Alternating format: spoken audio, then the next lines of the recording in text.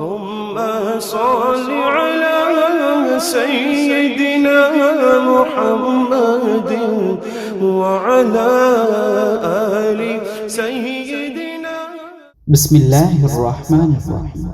حضرت عبداللہ بن مسعود رضی اللہ تعالیٰ عنہ بیان کرتے ہیں، میں نے نبی اکرم صلی اللہ علیہ وسلم سے دریافت کیا، اللہ تعالیٰ کے نزدیک کون سا عمل زیادہ افضل ہے؟ نبی اکرم صلی اللہ علیہ وسلم نے ارشاد فرمایا، نماز کو اس کے وقت پر ادا کرنا. میں نے دریافت کیا، پھر کون سا ہے؟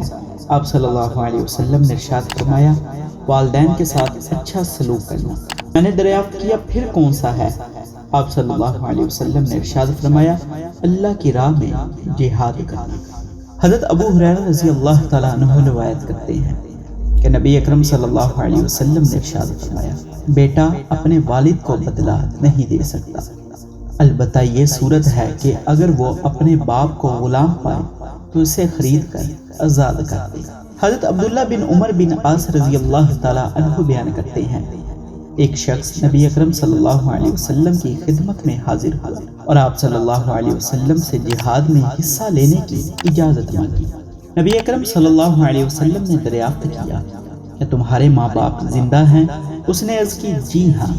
نبی اکرم صلی اللہ علیہ وسلم نے فرمایا، پھر تم ان دونوں کی بھرپور خدمت کرو.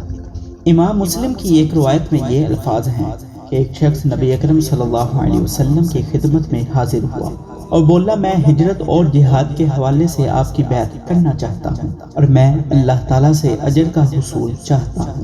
نبی اکرم صلی اللہ علیہ وسلم نے دریافت کیا، کیا تمہارے ماں باپ میں سے کوئی زندہ ہے؟ اس نے عرض کی، جی ہاں، دونوں ہی زندہ ہیں.